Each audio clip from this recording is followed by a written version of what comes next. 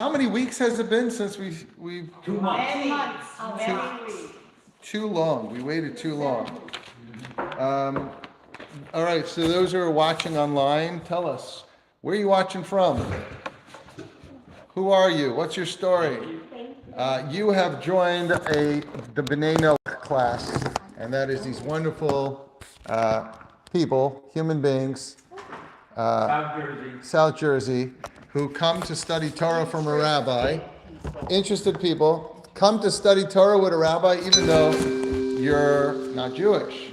And why? Because you're seeking spirituality from the original source, the Torah, without any other opinions. Of course, we're open to all opinions, but people who want to learn the original Torah, and they say, I'm not Jewish, but I want to know what Hashem has to say about life. Most rabbis aren't teaching Torah to humanity. They are gatekeeping.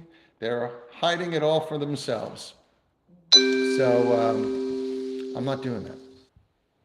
We don't add, and we don't take from the Torah. We don't add to the Torah. We don't take. That's right. We don't add to the Torah. We don't add to the Torah, and we don't take away from the Torah. And we're like live on multiple platforms. So who's watching and where are you watching from? We want to know, and we want to hear from you. Okay. So we have people from all over the place here. This is exciting. People are joining us as we talk. All right.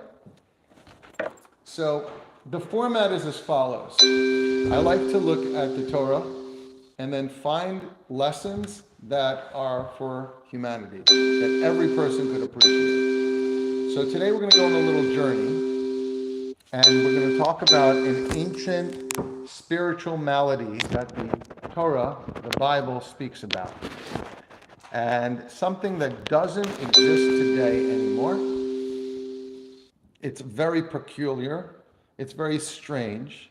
But when we dig a little deeper, I think you'll find it fascinating. All right?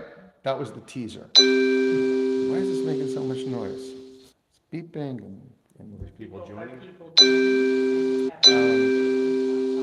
I don't know how to get rid of these notifications. Basically, yeah, I don't know. Anyway, who's watching and where? Oh, Kim is here from Syracuse, New York. So my uncle's the Chabad rabbi in Syracuse. And we have some people on go say hello to Rabbi Rappaport at Syracuse University Chabad. And then we have someone from Baltimore, Donna, welcome aboard. And then we have some people that are on YouTube as well. Is this thing going to continue making noise? Okay, let's jump right into it. The Torah tells us, and the name of the Torah portion that Jewish people read this time of the year is called Tazria and Mitzorah. It's a double Torah portion. Sort of sounds like the Tasmanian devil, but has nothing to do with the Tasmanian devil. How's that? Tazria that existed, it was called Saras. Some people translate this as leprosy. It is not leprosy. It is saras, and saras is different than leprosy. So what? It's different than psoriasis. Now we have a doctor here, so the doctor is going to give us all the clinical terms. But here's the deal: if you got saras in biblical times, which the Torah talks about, you don't see a doctor. Your doctor can't help you. No creams, no smears, nothing can help. But it's skin. But it's skin related, but it's spiritual. And that's what we're going to talk about. And this thing is making so much. All right, you guys on YouTube, can you still hear? On YouTube, are you still with me? Because I just shut off the sound. Yes, what's up? You're live, 2 different live streams in YouTube. Yeah, I'm on 2 different accounts in YouTube right now. I'm on Rabbi Raps and Humans for Noah. Okay, so let's go back, let's jump right into it. The Torah tells us if a person gets saras, which is a skin disease, which would cause a person's skin to turn white. We call it leprosy, but it's not leprosy. You go to a doctor if you have leprosy, back in the day, right? Hopefully they could do something. No, this is saras. It's a spirit. The Torah is telling us if you get saras, you have to go to the priest, the Kohen, and only he could diagnose you. And no cream and no schmear and no antibiotics could help you, because if it does help you, it's not tsaras. So were these people shunned as leopards were? They were kind of shunned. Now, they would get diagnosed from the Kohen, and they were sent outside of the camp to live by themselves for a week. You come back. Is it spreading? You go back out. Is it getting better? Now you could start the healing process. And what's the healing process? Again, no antibiotics, no creams, nothing. Prayer. You have to immerse in a mikvah, a ritual bath. You have to do a very strange sacrifice where different items were taken and mixed with water, and the Kohen would sprinkle it on you, and then it would start to go away, and you brought a sacrifice. Okay? The Kohen Gadol? It could be any Kohen. I'm going to talk about that soon. All right. I've never seen anyone have tsaras. It doesn't exist today. Jewish people that read this part of the Torah, anyone who reads this part of the Torah, says, all right, roll my eyes. This is weird. If I have a problem, I'll go see my doctor. I don't know why I'm reading this in the Torah. So the answer is, it doesn't exist anymore. What caused you to get tsaras back in the day? The answer is excessive gossip. Are you serious? If you like to talk about people, and you like to chat about people's problems, or how much money they're making or not making, and who's with who and who's not with who, and who's getting divorced and who's this and who's that, that's called lashon hara in Hebrew. We translated it as evil speech. And in biblical times, you got tsaras. Today, you don't get tsaras anymore. Now, some of you are thinking, that's great. Thank God we don't get tsaras, this ancient leprosy anymore, because that would suck. Yeah, but then people gossip. But then people gossip. But the thing is, people still gossip. Yes. Then they didn't gossip. The Rebbe has the Lubavitcher Rebbe has an interesting take on this, as follows. He says, it was a good thing that once upon a time people were so spiritually sensitive that when they did something unhealthy spiritually, it broke out physically. They had a reaction. There was a symptom. Today, we're so spiritually insensitive that we could literally be harming our souls and we have no idea. And it's interesting about different ways about thinking about medicine. Now we have a doctor here who could put me, you could clarify everything for me, but here's the thought. Some people, some approaches are all about treating the symptoms. I have a headache, I take a Tylenol. But if I keep taking a Tylenol and I don't look at the source, why do I have a headache? That could be a problem. There could be a bigger underlining problem that I'm ignoring, and God forbid it gets too big and then it's too late. So a Tylenol is good for once in a while, but if I'm getting a headache all the time, I got to go look what's the source. Spiritually is the same thing. If a person in ancient times broke out with a spiritual malady, it was a sign that there was a healthy connection between the body and the soul. And the fact that I can talk gossip and nothing happens to me is not a good thing. It actually shows a spiritual disconnect between the body and the soul. Once upon a time, people were more spiritually sensitive. And maybe it's not a good thing that we don't get tsaras today. Just an interesting perspective. Right? And so some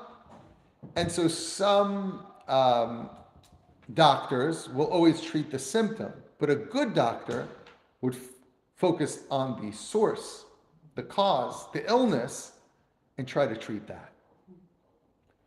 Today, we don't even have a symptom. That's where we're holding. So while many people, I said, oh, we don't have tsaras today, some of you were like, ooh, that's good. Well, is it really good? How are we harming ourselves spiritually? And we have no idea until after we leave this world. And we look back and we're like, oh, that wasn't a good idea. So that's an interesting perspective. Until now, I spoke about very ancient spiritual things that really don't apply to our lives. My goal is in today's class to bring all this down to make it really practical. But I want to get there. I'm going to start in the history and then I'm going to move to the applications today. All right, let's see who's still with us. Shalom. Someone's writing in Hebrew. Oh, how's Shayna? Worried about Shayna. Yo, thank you. Yeah, Shayna is okay. She's just staying off social media because of all the anti-Semitic comments. But, you know, she's a spunky kid. And when she's ready, you'll see. I'm sure you'll see her again. All right, thanks for asking. Okay. Shayna's my 10-year-old daughter that recently doesn't want to be on social media because she doesn't have social media. Somehow she started seeing some comments and spooked her out. And that's okay that she wants a break. I don't blame her. Yeah, my little actress who makes all the videos with me. Okay. All right, so what was the process? The process was that you had to go out of the camp. Now it all makes sense, right? Because you can't really talk gossip if you're sitting by yourself outside the camp for a week. How many of us have actually sat alone and not spoken to anyone for a week? Most haven't. Especially today, every 3 seconds our phone, and that's a beautiful thing. But if you had that solitude, you'd also have a lot of soul searching to do, right? And maybe that's part of what needs to be done after a person breaks out with saras, okay? You think about it, okay? And then there's a special sacrifice that's brought. And it's interesting, the Torah tells us 2 birds, 2 pigeons, or doves, I think. So this is before the temple was destroyed, right? This, very good. This is commanded to us when the Torah is given. The Jewish people leave Egypt. 49 days. We're counting those days now, actually. I'll have another class about that next week. We're in the time of counting the Sephirah. And then we get the Torah, and the Torah tells us all the laws of Judaism. A Jewish person has 613 laws. One of the laws, which is obsolete today, that's why more than half the laws don't exist today because we don't have a temple, is if someone breaks out with saras, how do you deal with it? That's one of the laws. It's not current today. But because the source of this law is gossip, and in some ways we got bigger gossip problems today than ever in history. Talk about social media. Talk about the damages of ruining people's reputations and lives. This discussion is as relevant, or perhaps more relevant than ever. So yes, this took in effect, the Jewish people get the Torah, and then they build the Mishkan, the tabernacle, and then from that point and on, they offer sacrifices, and this was done from about 3,300 years ago until about the year 2070. Till the year 70 CE. So it's almost 2,000 years. Almost 1,000 years, I'm sorry, a little more, that the 2 temples stood and the Mishkan stood also for 400 years. During this time, this is how you dealt with saras. After the temple was destroyed, saras doesn't exist anymore. If you have a skin problem, don't show it to me or your local Kohen. We can't help you. No more Speak to this guy. sacrifices either. No sacrifices outside the temple. Okay? All right. So it's interesting that part of the therapy is 2 birds, and birds are very chattery, right? Hence the app Twitter, tweet, right? It's all about tweeting. And messenger pigeons. Messenger pigeons, Communication. right? Communication is important, but words are powerful. Words could build people up, it could heal people, and words could destroy lives. And I know we have the saying, sticks and stones can break my bones, but words will never harm me. And someone just said, oh, tell that to Shayna, right? And it's true, but is it really true? Because I know people that have broken bones, and they're perfectly fine today. But I know people that at a certain point in their lives, someone said something about them, whether it was true or not, and they lost their job, they lost their relationship. I know people that were in school, a teacher was nervous and said something off the cuff. You're so dumb. Don't be an idiot. And a young child, that became, oh, I'm dumb. mean, words are extremely, extremely powerful. This idea that words don't harm. Words can harm more than sticks and stones. And that's because words are not only physical, but spiritual. And remind me to talk about that soon. But sometimes, when people be negative, sometimes some individuals can take that force and make it to a positive. Yeah. And I'll give you an example. Michael Jordan was said when he played basketball in high school, he'll never make it to the NBA. If he would listen to his coach, he had a dream to make it to the NBA. He probably would not make it, but I believe also these are special people that take that force, that negative force, and instead of letting it affect them, they make it positive. Well, we I'm hope gonna prove we you hope we wrong. can inspire people to do just that, and that's why Michael Jordan's Michael Jordan, because you're right. But unfortunately, a lot of people have heard things that have literally defined them. And it's very concerning. No, I agree on that too. Yeah. Yes. What were you going to say? Well, I think Michael Jordan's the exception rather than the rule. Yeah, it's a small Oh, group. yes. No, this is a small group that they've been told you're not gonna make it, and they take that energy and take it to a positive level. But that's a minority. Yeah. What were you going to say? What about negative self-talk? What about negative self-talk? Very good. That's even worse. Right. But sometimes we get those thoughts from somewhere else, many times. Okay, But yeah, we have to be careful about saying Lashon Hara about ourselves in our own mind. or out loud. Absolutely. And that's a great discussion. That's a whole sermon in itself. I think that's a very important idea to stop all the negative. Sometimes we have like these patterns of negative thoughts echoing in our head over and over and over again, and it could be debilitating. It's not even true. It's just like at some point we got this idea that we're not good enough, we're not, But a lot of times that comes from Lashon Hara outside. Someone bullied someone, a parent always pointed out the negative. That's Lashon Hara abuse. It's generations sometimes. So this is the power of speech. Speech is very, very powerful. Talking about words, remember a very good phrase. Raise your words, not your voice, because it's the calmly falling waters that raise flowers, not the thunders. That's a nice one. Yeah. All right, who's watching us online? We'd like to know where you're watching from. We want to know who's with us. Who's with us? Okay. Yeah, we have someone watching us from Twitch. I don't even know what Twitch is. Just this one guy or girl, I don't know.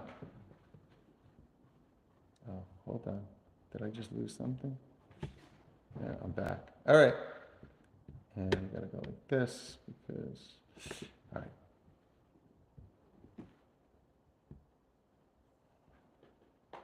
If I keep any screens open, whoever's watching just sees a big blank space. I found out about that later. Yeah, it's pretty crazy. All right, we got some more people joining us on Instagram. So welcome aboard, Rabbi Raps here, teaching Torah to humanity. Say hello to our class. We meet on Zoom and we meet live here in Atlantic City, New Jersey area. Okay, so we're talking about the power of negative speech and the power of positive speech. Talking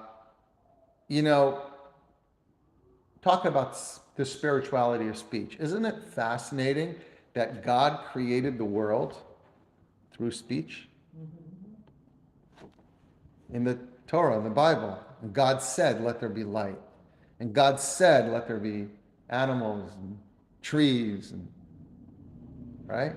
So everything, words create worlds. Maybe not worlds we can see with our eyes, but that's how God created our world. And when we speak, we are creating worlds. We believe that the words are, those vibrations exist. In fact, there's a saying that Lashon Hara gossip kills three: the speaker, the listener, and who it's about. And that's interesting because I understand the one who speaks Lashon Hara is committing a sin. Okay. And the one that's listening voluntarily, like we're supposed to say, I'm sorry, I really don't feel comfortable. Let's switch that. That's what you should do, right? But the one who's sitting in another city who's being talked about, how does that affect that person? So the answer is yeah, that person could lose their job or their relationships, or if it's not a true story, people could stop talking to them. They could lose their credibility. Okay. But it's deeper than that because words, those vibrations exist and they're energy. And just like God spoke the world into existence, we speak worlds into existence every time we speak. Positive words build and lift up and bring blessing to people. Negative words can literally, in the words of our sages, kill spiritually. Suddenly, a person sitting in another city is tormented by the demons created by the negative speech of someone else who's gossiping about them. That's a very profound idea. What does that say about cable news? What does that say about news? Table news, tablet news? Cable news. Well, specifically cable news, where they're either the right or left, they're denigrating the other side. Absolutely, it's So the horrible. people- Right, Yeah. it's the person who's saying it, and who's listening. Millions and millions of people are listening. Oh, wow. What a thought. What a thought. So you're saying the one who's saying it is a problem, the one who's listening, and the one who's...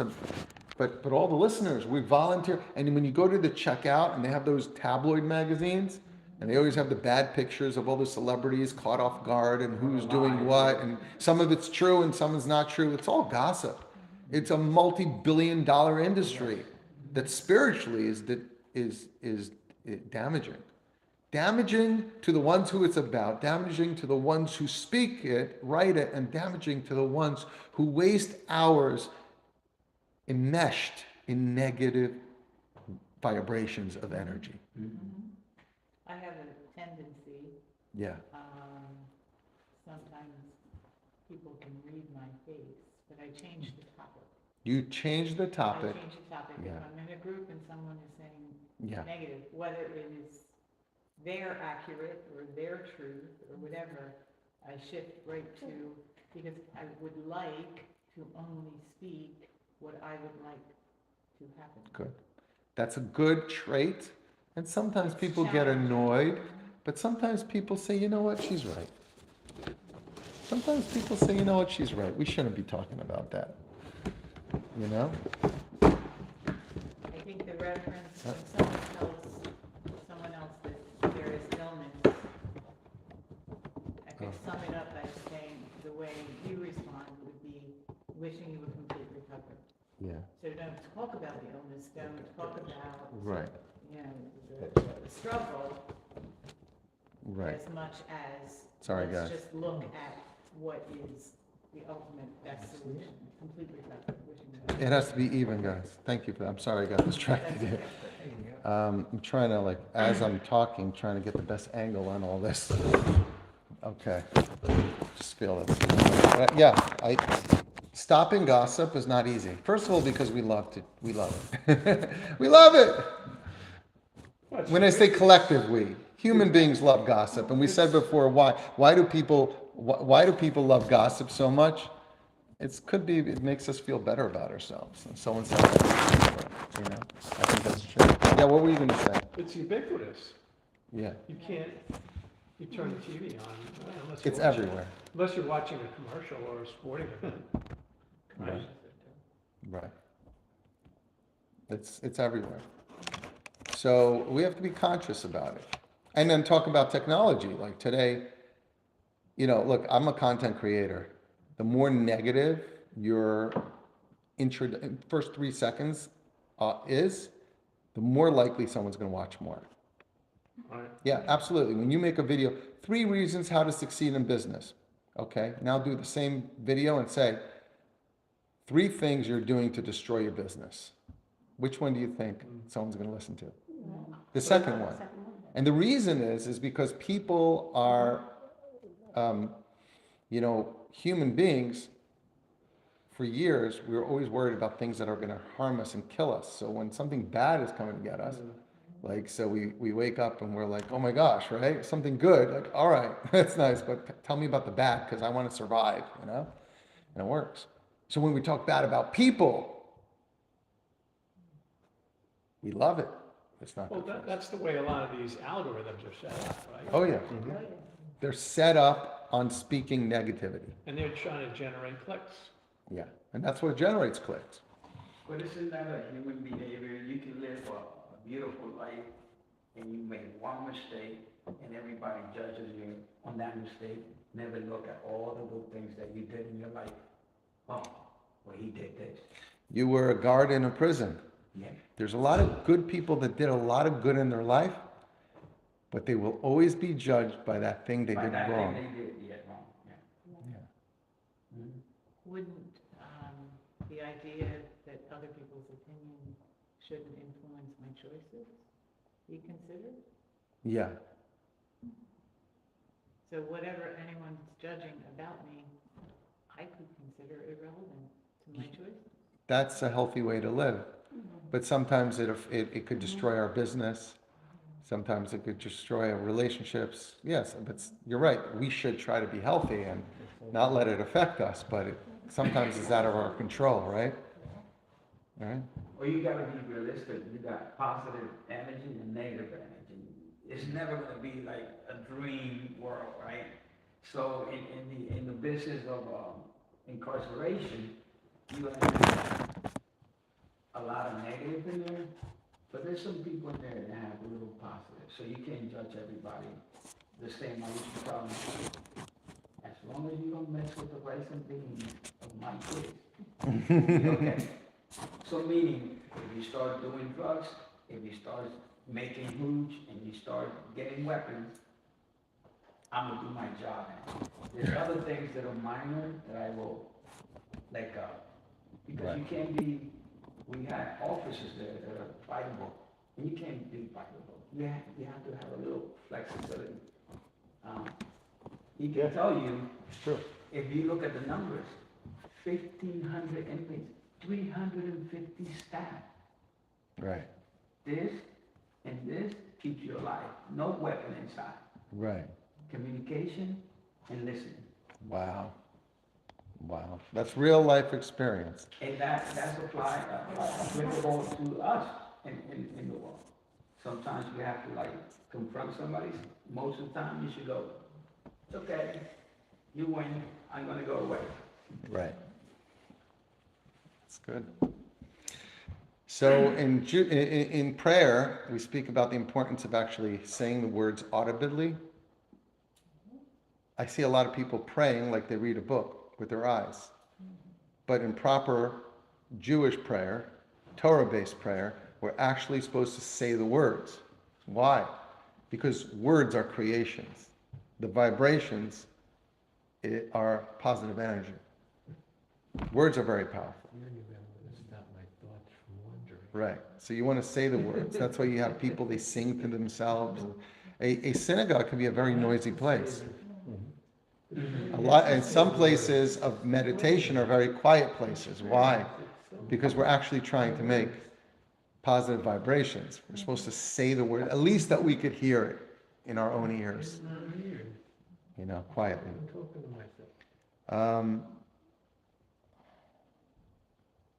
You're always talking to yourself. Lashon Hara. Oh, hey, Lashon Hara.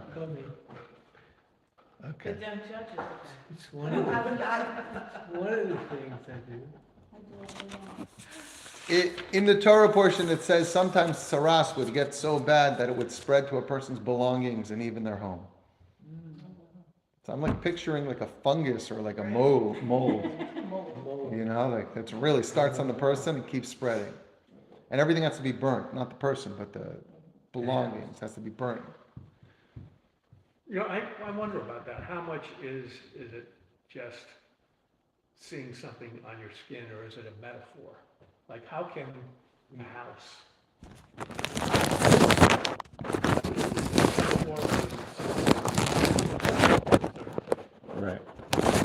So is it a metaphor or something you observe? So as someone that believes in the Torah, I'd say no, it's both. It's first of all something you saw, but it also has a metaphor. But if someone told me, Rabbi, I can't believe that that really exists, I say, listen, at least listen to the message. That's the most important part of it. You can't believe it exists. Okay, fine. Like, I don't need you to believe it exists, but it's something more important than whether it happened or not. And that is, what's the Torah trying to communicate to me? Of course, as a rabbi, I believe it actually happened. See, I just have to put that out there. Okay, good. Didn't lose my job. All right, good. Anyway, some more people are joining us. Welcome on Instagram. Welcome on YouTube. It's great to have you aboard. All right, let's move along. I love the story. It goes something like this.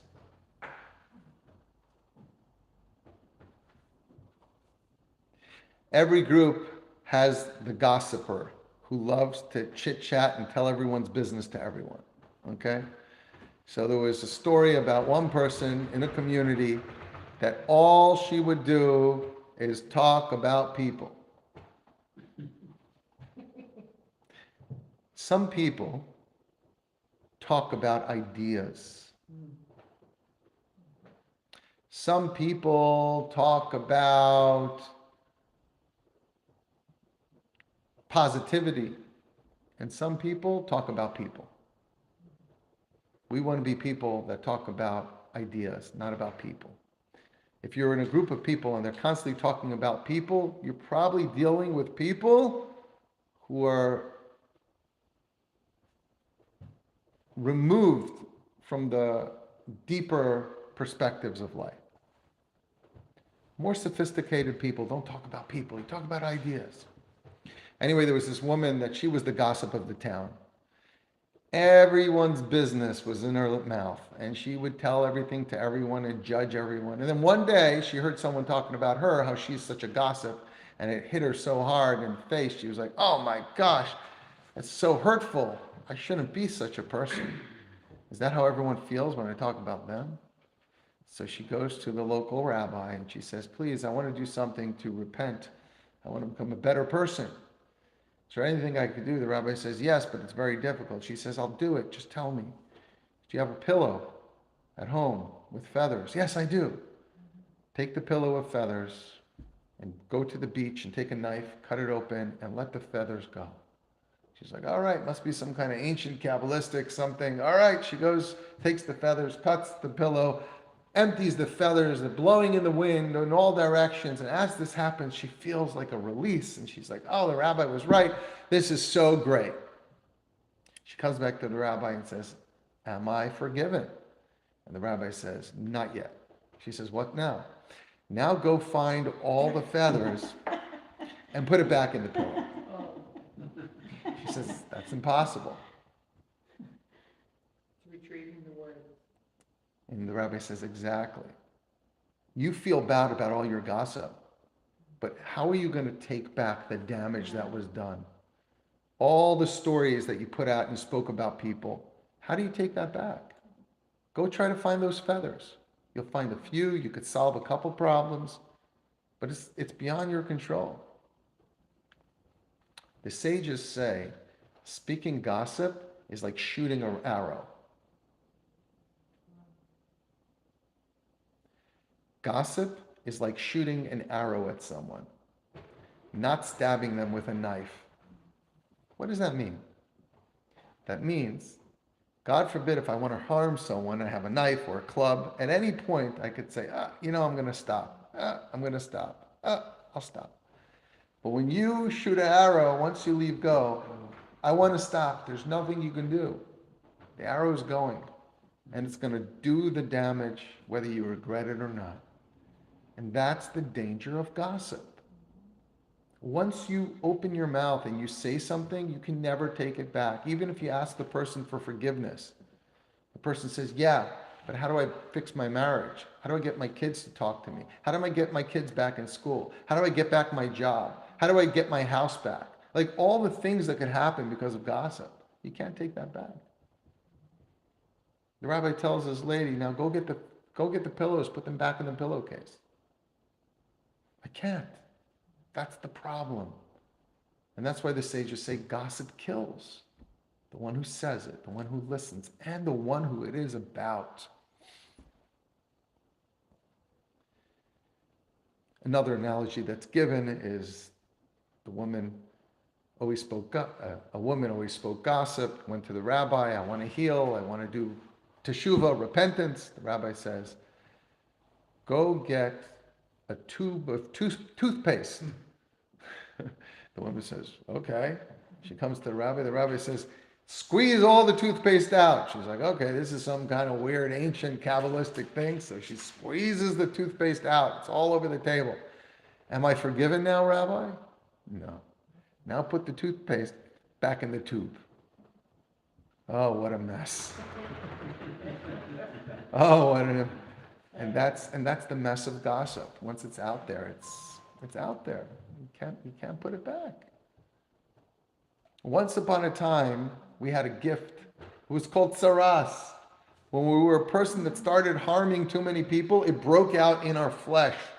Our body was sensitive to our own spirituality. Today, we're so spiritually sick, we could be destroying our soul, and there's no way to even know what's happening. So how do you stop the person who's gossiping? Do you confront that person? So I think that one suggestion that was just given is to try to change the conversation. You could be direct about it and say, I'd rather not talk about this or about people. Or you could just, I got a call. Once you heard, I'm saying because I had the philosophy, if you tell me something that somebody said, I said, you and I are going to work with that person, and I'm going to confront him right there. So somebody's lying. Either this one is gossiping or this one is lying. And I did it, and it was effective. Very effective. And then they said, don't say anything about Bill, because he's going to walk right to him, and he's going to stop the gossip. Because I believe I see it as a cut. It's bleeding. Well, you have to stitch it, man. Well, let me go directly to that source. Come with me. You said this, come on. And in my lifetime, it was very effective. Yeah. That's a suggestion, that you don't speak on anyone who's not in the room. Right. That's Right. a method. Yeah. By the way, talking about self-gossip, I once heard a story about a person who came to a rabbi and sat for a long time and said, I'm so selfish and I'm so, insensitive and I'm so cruel, like just spoke about all these sins that this person does about themselves. And the rabbi says, stop. He says, I'm coming